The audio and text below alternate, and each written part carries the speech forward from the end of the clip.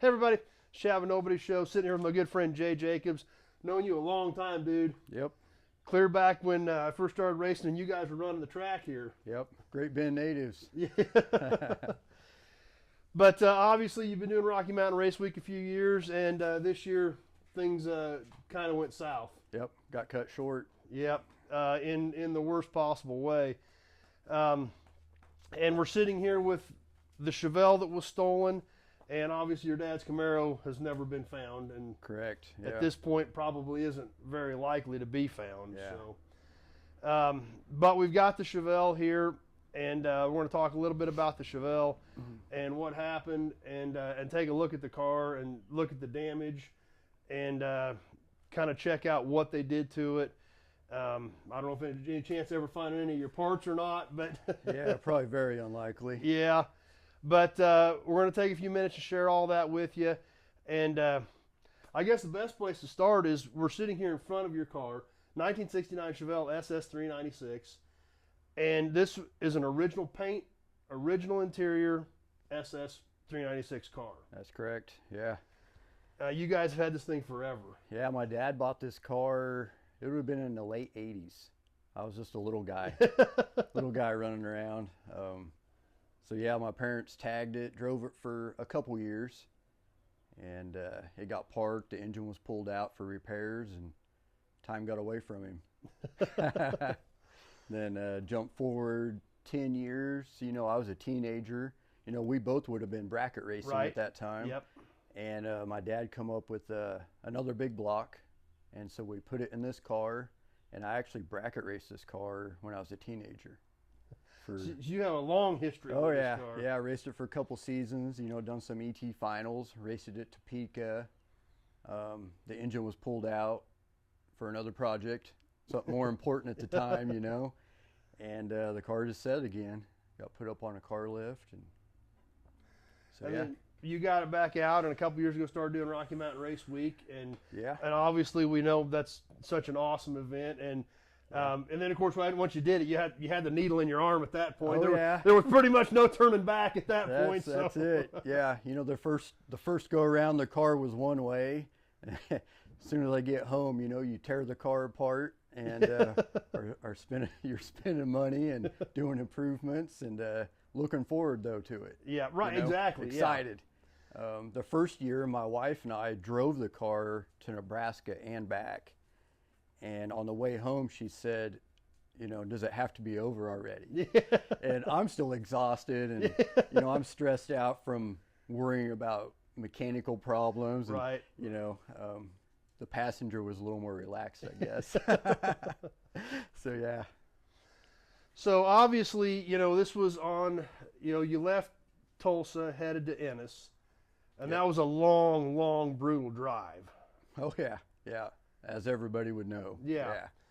So, Yeah. you know, obviously, you know, and we kind of talked a little bit about why you ended up staying where you stayed.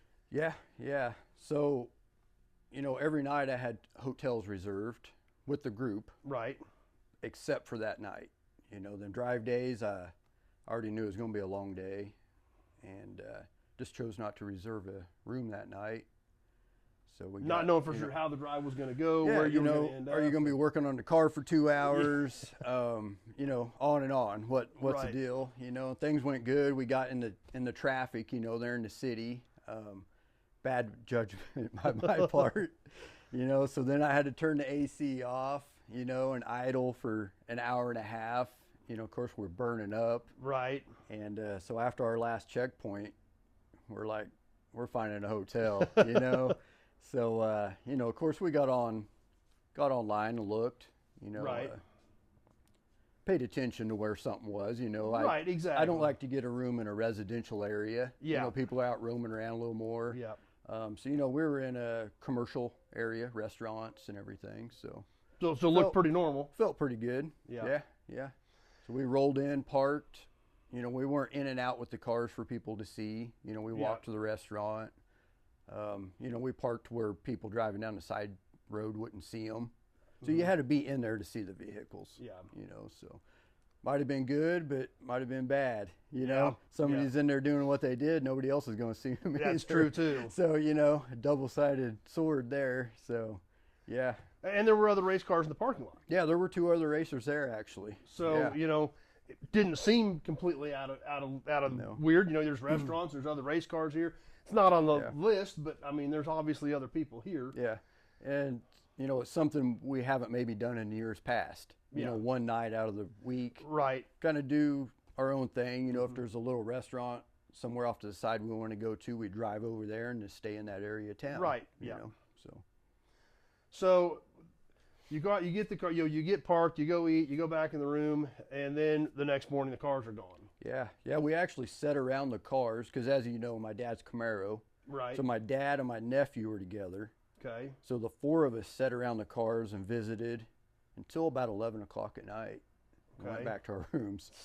So we were out there for a while, Yeah. you know, and everything was good. And this was your dad's first race week. It was. He's been wanting to do Been this for talking. years. Every time I see him, he's Yep. talking about race week. Finally buys this Camaro, and then it gets stolen the second night. Yeah, and my good buddy Evan and I had to just pry on him to get him to commit. You know, he was finding excuses, you know, but finally got him to go. We all knew he wanted to go because he's been talking about it for 3 years. He so. wanted to go, but you know, we still had to pry on him a little. I think just more nervous about it. Yeah. You know, Yeah. failure, breaks down. You know, Right. don't want to deal with roadside repairs. You know, so but that's part of it. That's the adventure. Yeah. You Yep. know? So, yeah. So, but the hotel had surveillance, Oh yeah. and you saw the videos, so We you know did. what happened. Yeah, we planned on getting a late start the next morning because we were so close to Enos. My dad and my nephew go out to the cars, and my dad calls me, tells me the cars are gone, and you know, he just gave me a line of BS. You know? Yeah, exactly. And Yeah.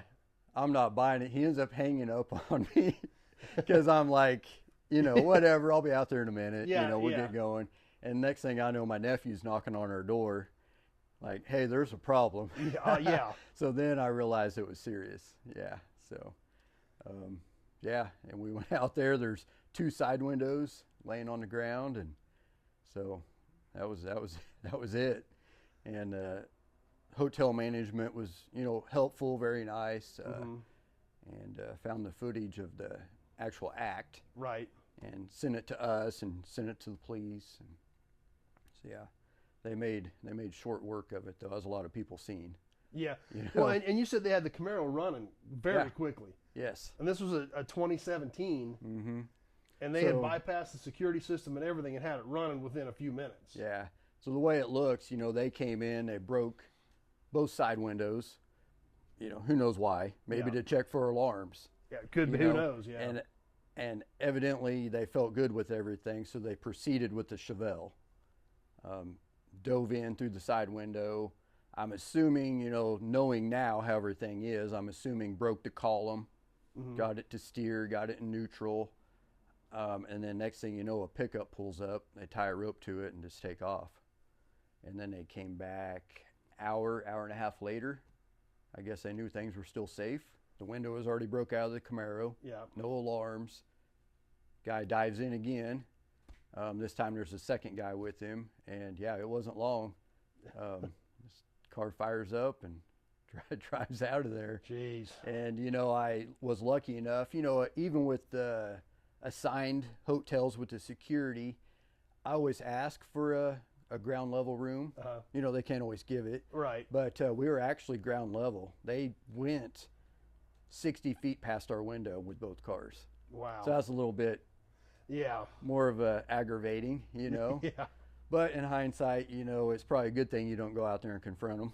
Yeah, that's true. You never know. You know what you would, you know, most owners of these cars would do, and you'd be in trouble for doing something about it. Yeah, exactly. You're exactly right. Or you'd be on the wrong end of the deal. Yeah. You know, I'm not saying you still wouldn't go out there. Yeah. You know, so, yeah.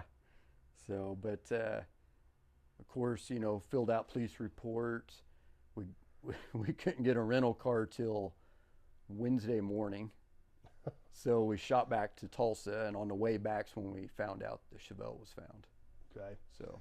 And it was found just out in the country, basically the way it sounds. No, it was in a neighborhood. Oh, it was in a neighborhood. It was in a neighborhood. The cops were there doing surveillance on an individual, stumbled across it. They were like, it's obvious it's a stolen. Yeah, this isn't supposed to be here. Yeah. You know, some guy's not pulling a motor on the side of the street here, you know. And he said it's a known dump site for stolen and joyride or stripped vehicles. I see. And because the time they found it, one of the officers recognized it, you know, from social media. So all the social media posts did at least help. It paid off in that aspect. Because they knew that this was something, and that got a hold of some people that got a hold of you. He sent it from the time he sent their, you know, information, direct cell numbers off to a race company. I'm not even sure where it went to. It went clear back around to Rocky Mountain Race Week and was to my wife. And I called the number, and they were still standing there looking at the car. Wow! It wasn't even on a roll off yet. Wow! So that was awesome. That is awesome, because if for as bad as it was, it could have been worse if somebody else had gotten a hold of it at that point. Yeah. But fortunately, thanks to everybody sharing it and sharing the pictures in the media. That made me feel good. Yeah, they knew who to get a hold of right away through those channels, and prevented anything from any worse happening. So. Well, you know, and with a big city like that, how long would it be in an impound yard before it was, you know, I guess registered or processed? Exactly, to contact me. Yeah, exactly. You know, would it even be long enough to go to auction? And I wouldn't know about it. Yeah, you know, it could have been a couple weeks before they had it traced back through the paperwork to call you. And so with the help of everybody sharing it and being so helpful, I had a $199 tow bill, which I was very happy to pay. You know, very happy. Instead of 2 weeks of impound lot storage and everything else. So that worked out great. Still heartbreaking to roll into the tow yard and actually see it. Yeah, you know? I'm sure. You know, I mean, a car that you've had for 40 years, been in your family for 40 years. Yeah. And you've been on it with Race Week with it, and had your heart and soul in it, and pull up and it looks like this. So. Yeah. A picture of it's one thing, but when you walk up to the poor thing, I'm sure. Yeah. Setting in the gravel in a tow yard. Was a second hit. You know? I'm sure. Yeah, exactly. Yeah, for sure. Well, why don't we get up and walk around this thing and kind of show what some of the damage was, what happened to it, what they did to it. Yeah, what we're slowly finding. Yeah, exactly. New things. Yeah. And all the little missing items that you forget you had with you. Yeah. You know, that's another big thing. Yep. Something everybody, you know, doesn't think about. Yep. So, yeah. All right, well, let's get up and take a walk around this thing and check it out. All right, well, let's take a walk around this thing and check it out. Like we mentioned, you know, this car's been in your family for years, and it is actually yours now. It is, yeah. You know, your parents had it, used it for a driver for a few years. Your dad had it stashed, but now it's yours. Yeah. You know, you jump back to when I bracket raced it as a teenager, got parked, and from then on, I was hounding my old man, trying to buy it every couple years. Went on for decades. He had plans for it. And it must have been about pushing 9 years ago from today's, you know, this year, I got a birthday card. And I couldn't tell you what was wrote in the card, but the title for the car was in there. So, well, that's pretty cool. That was great. But, you know, extremely disheartening when you come out of the hotel and it's gone after that much history with the car. Yeah. But like I said, fortunately it was recovered. Now we're going to take a look at the car, and one thing, like we touched on a little bit, this is an original paint, original interior, SS 396, Hugger orange, white stripe, white vinyl top, white interior, and this is all just the way this thing left the assembly line in 1969. But the finish looks a little wonky because they doused this thing with oil or something. Yeah, smells like transmission fluid. And they doused the entire car with it. Yeah, because I was loading it up. I just kept smelling transmission fluid everywhere. Yeah. You know, I figured, you know, removing the engine and transmission, it ran over the front. Right. But I'm at the back of the car and I smell it, you know. Pretty soon I have it on my arms. Yeah, and I don't know if you'll be able to see it in the shot or not, but I mean, the whole finish is just literally coated in oil. Yeah, they've went down the vinyl top, down the sides, threw some in on the dash.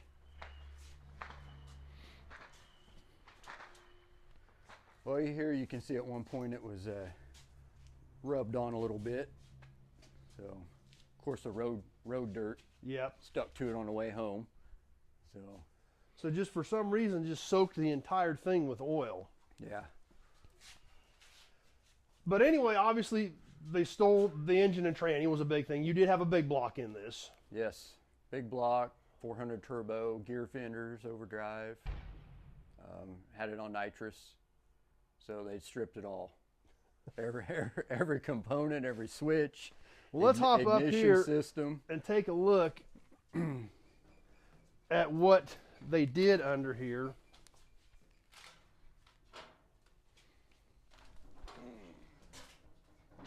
And it's pretty much bare. You did have a big hood on this. They obviously stole the hood. Yeah. And it's weird. Some of this stuff is unbolted and some of it is hacked, isn't it? Yeah. Yeah. You know, heater core hoses unhooked. Training lines unhooked here, but obviously down low. They just hacked them. Yep. Looks like everything underneath is cut. Up top, it's half and half. You know, fan relays are cut.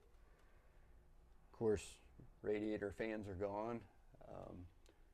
One thing that was puzzling me was the windshield wiper motor, but as you pointed out, the valve covers and engine, you know, is probably in the way there, so they just quickly removed it. They needed some clearance, so they just removed it. They just discarded that thing, because I was trying to figure out why somebody would want a windshield wiper motor, you know? So, yeah. Yeah, so I have brakes. They left the line lock, and I have a steering box going for me here. Yeah, they did leave the front coilovers. They started on them. So front suspension and steering is complete. And actually right here, I'd never pointed that out to you. Here's the culprit. Oh, that's their toe strap. That's their toe strap. Yeah, still on the sway bar. So. And did do some damage up front to the header. Yep. So I had an orange oil pan, black transmission pan, so kind of tells you what hit there. They got the fender right here, pretty good. Got a little crease on the side of the fender. We're real fortunate on the quarter panels though. They did decide to remove the radio antenna. Well, I guess there again, not as bad as it probably could have been. Yeah, absolutely. So let's hop back down and keep walking around this thing and check out some of the rest of it. Now, as we mentioned, this is original interior. Yeah, throughout the build process, you know, we had gutted it, rewired it, re-insulated it, but I put everything back as it was. The seats, the door panels, the dash, that's all original 1969 Chevrolet parts that came down the assembly line. Had to replace a couple handle pulls and armrests, you know, but color matched it all. And, I wanted it to look simple and almost stock inside, you know, for what you could.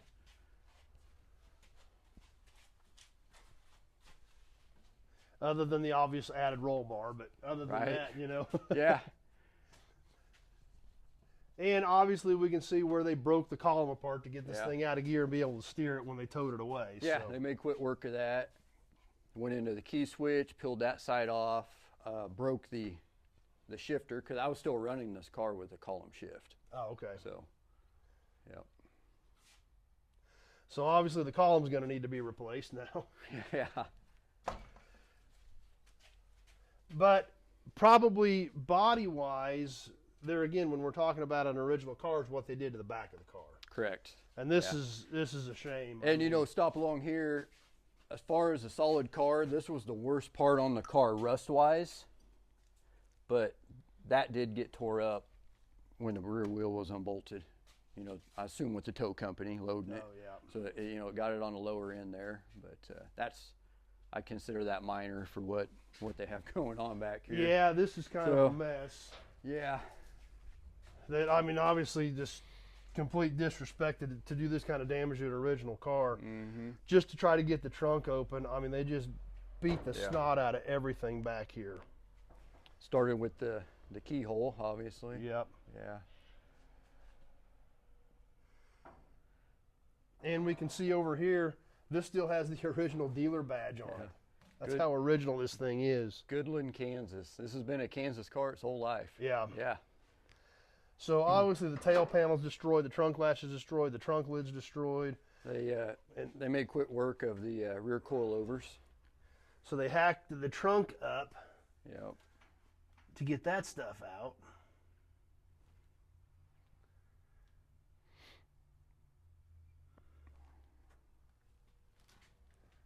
At least they left my tag. You know, them tags are special. Yeah. So obviously that's going to take some work, especially to try to match this original paint and try to make it look right, because you know it's such a unique car. You know, as we looked earlier, as they got carried away, the trunk got up into here. Yeah, bent that up a little bit. Yeah.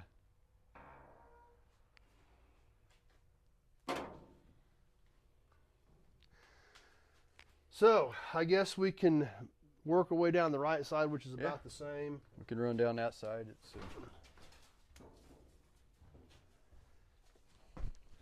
and obviously coated in oil. We can see how all the dirt that's been catching in that oil that they coated the car with. You know, just from getting it back home. Yeah, and that was the entry side of the car here. Because this window is gone. They busted this window out. If you look in here, that's where they would have broke the window.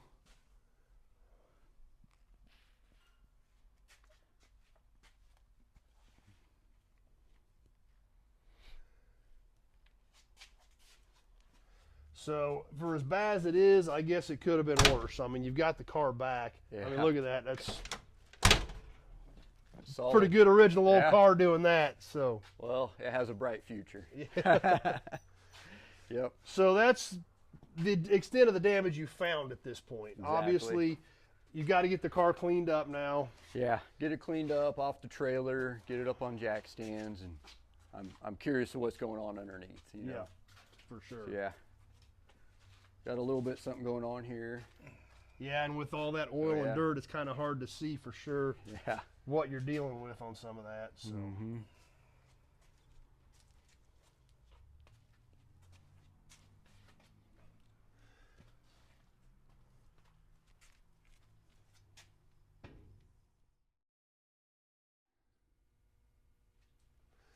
Well, you've got her back here, obviously. It's safe and as sound as it can be.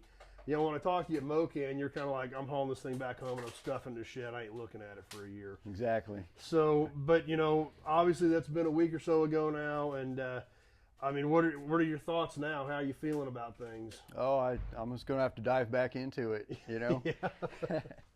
The longer I let it set, you know, the longer I can't drive it. Well, right? And that's true, you know? too. I mean, you got to enjoy it. That's what it's for. Right. So, yeah. So kind of what do you think you want to do with it? Well, you know, it's a big block car. Right. Obviously, new. I put a big block in it. You know, kind of in my mind, it has to be a big block car, you know. But well, that's all it's been since it rolled off the assembly line in 1969. Yeah, so. Yeah. But, you know, big blocks are high dollar, you know. Power, you know, for your money. By far. You're paying for it. I paid for it last time, you know. So I'm leaning more towards the LS turbo setup, you know, maybe a little more efficient too along the way. True, yeah, for sure. So looking at that, already talked to some people, you know, coming up with ideas. It's a whole new world to me. Yeah, Yeah, going from a nitrous big block to a turbo LS setup, you know. But yeah, leaning towards that right now. Just looking at options and ideas. Well, for what you can do with a turbo LS and a 4L80E, I mean, it's a whole different ball game compared to trying to work with that big block stuff. And like you said, it's just weird because the thing doesn't know anything but a big block. Yeah. I mean, it's exactly. Yeah. So almost every one of these cars that has a big block in it now never did to start with. This one's never known anything but a big block. Exactly. So. Yeah, but you know, you go the new setup, the 4L80, you know, fuel injection, a little more roadworthy. Oh, you know, the wife and I, you know, we take it out every 6 weeks, couple months, go on a little, you know, 80-mile road trip, eat dinner, you know, run up, you know, Hayes, Kansas from us, a little bit of a drive, or some of the other little local towns, and just, you know, have fun in it. Stop on a blacktop somewhere and, you know, Do a burnout. do a big burnout, run it through the gears, and come put it back up. Yeah. Um, And realistically, with today's technology, I mean, for what you Mhm. can bang for your buck and what you can get out of a turbo LS and a 4L80 setup for efficiency, being able to run air on it, tunability, and the Exactly. power you can make with them, you know. Yeah, being able to put the power to the tire. Yeah. I have more options there. Right, exactly. know. Yeah. And, you know, a million people's done the big block setup, but there's a lot of people that are doing this turbo setup. Yeah. So you know, there's a lot of knowledge out there. Absolutely. Yeah. You know, all I got to do is, you know, I know a bunch of people I can just talk to Right. get knowledge from. So, Yeah. so yeah, it's a great world. Oh, yeah, it is. Yeah. And like I said, for making them drivable, you know, I mean, a big block is still big. It's heavy. They run hotter. They're just a lot to them. Yeah. And they're getting expensive to build and do them right too. So. Oh, exactly. You know, what this costed me to build years ago has went up Dramatic. who knows how much Yeah. now, you know. I've, of course, already been on the internet. I've talked to my previous engine guy, Yeah. and yeah, it's shocking. It scared you a little Oh, bit. yeah. Yeah, especially the big block stuff. Yeah. So, yeah. Well, Yeah. I guess that kind of tells everybody what really happened. Yeah. You know, something you don't ever expect to happen. Don't ever, you know, you don't even really think about anymore. You know, these drag and drives are everywhere. These cars are sitting out, and you don't really think about it. It's kind of becoming common. And to come out of your hotel room and a car that's been in your family for 40 years, and all of a sudden it's gone. You know. Yeah. And, you know, it's nobody's fault when it comes down to it but the thief. Yeah. You know, I've killed my ignition. I've turned my wheels in a lock position by a curb. You know, if they want it, They're gonna get it. yeah. They're gonna get it. that's You know, true. unless you got, you know, a security around, you know, Yeah. to deter them. That's your biggest, Yeah. Exactly. you know, your best hopes right there. So yeah. Yeah. So that's like I said, everybody's worst fear that does one of these. But you know, and of course your dad's car. Who knows if we'll ever see that again? So Yeah, you know, it drove off, so it's Yeah. running and driving. So who knows where it is or what it's doing. who knows where it was at 2 hours after that when it was running and driving? You know, it could have been exactly. anywhere. So But, you know, I've never been a show car person. You know, pull it out of the garage, take it to the car show, dust it off, and pull it back. Yeah. You know, I have one of these cars, whatever it is, I'm going to use it. Yep. You know, and that's how a lot of people in this drag and drive stuff feel. Absolutely. You know? Yeah. And unfortunately, it's a risk. Yeah. Whether it's a collision, you know, And that's that's a true, scary thing too. to think about. Yeah. You know, I'm way more cautious driving this than I am my pickup. You know, you're looking ahead. Yeah. Yeah. For You know, sure. way more. So. And with with the disc brakes and everything you've added to this, you've got good stopping power, but sometimes that isn't enough. You know? Right. Oh yeah. Just like the guys with the Camaro, that car whipped a U-turn in front of them, and there was nothing they could do. You know. Yes. Yes. Very, very bad deal there. Yeah. So I feel very fortunate. Nobody was injured. Yeah. You know, nobody was in a hospital. Yeah. You know, that's a huge plus right there. And you've got the car back. Yes. I mean, you know, it's a member of the family at this Yeah. point, and at least you've got it back. Yeah. You've got something to work with. I've been saying we have the skeleton. Yeah. we can put it back together though. Yep. Yeah. So, anything else we forgot to mention? No, we have it back, and just got to move forward, get it up on jack stands, and kind of tear some stuff out of it, and make some decisions. Yep. Really. Well, I guess the next step is you're going to get it rinsed off, try to get some of this oil off of it, get it unloaded, get it back on the ground. Yeah. And I guess at that point we can swing back by and take another look at it Yeah, absolutely. and see what else you found. I'll get the remains pulled from underneath that they cut up. Yeah. You know, drive shaft, exhaust. Start tearing stuff out I know I'm not going to use. So I assume they just cut the exhaust. Yeah. Yep. So I had exhaust back to the axle, Okay. but they still just, you know, you can tell they pulled it all out in a combo. The headers were on it and everything. I would assume, you know. Yeah. So it was probably out of the car in about 45 minutes. Yeah, more than likely. Yeah. You know, but so yeah. Well, stay tuned. We'll be bringing you some more on this Chevelle, but that's, you know, Jay wanted to tell everybody what happened, you know, something to be thinking about, you know, the trackers, whatever you can add to your car. Yeah. But just like you said, you can disable the ignition, you can lock the steering, you can crank the wheels, you know, which a lot of that you had done, and it didn't matter. Yeah. If they want it, they're going to get it. Yeah, And definitely the trackers and second guessing and double checking your insurance. Yeah. You know, yeah, what you have and about. what Yeah. your what your options are. Yeah. You know, I luckily had good insurance, but not good enough. Yeah. Should say. You know. Yeah, and you don't have a decision from them yet either, so you Right. don't know for sure Yeah. how that's going to go. Yeah. So Exactly. So But it could have been better, but it definitely could have been worse on that part. Yeah. You know, right now. So, yeah. well, appreciate you guys swinging by and checking out. Hope you enjoyed the story and actually heard exactly what happened straight from Jay. See what happened to the car. You got a lot of work to do, but at least you've got the car, and there is a future for it. Just gotta have to start figuring out what you want to do. Talk to some people. Probably rely on some other race weekers for some of their knowledge. Oh yeah. And hope to see this thing back out again next year. Yeah, and I've definitely, you know, we've had a lot of people reach out to us. We appreciate it. A lot of support. Yeah. People offering, you know, help in several ways. Yeah. So Which that's is awesome. that's a huge boost. You know, just motivator. Right. You're right. You know, if anything. Absolutely. So, yeah, Completely. So yeah, definitely. it's, you know, we all know that the Rocky Mountain Race Week's a pretty special deal. It's an amazing group of people, and that shows through right there. Yeah. So. Yeah, we stopped at another race week and helped somebody along the road. Couldn't remember the guy's name, nothing. He reached out to us the other night just because we stopped to help him Yeah. and said, if you need anything, you know, Yeah. I live in Colorado, but, you know, I drive through. You know, I can deliver stuff, pick up parts. You know, he offered his services. You Which know, is and awesome. Just from a quick Yeah. meeting we had along the road, you know. So, yeah, that's great. Well, thanks for taking some time with us, Jay. Hope you guys enjoyed learning what actually happened and being able to check out the cars. So stay tuned. We'll get you some more content as soon as we get this thing unloaded and cleaned up and see what else Jay finds. Yep.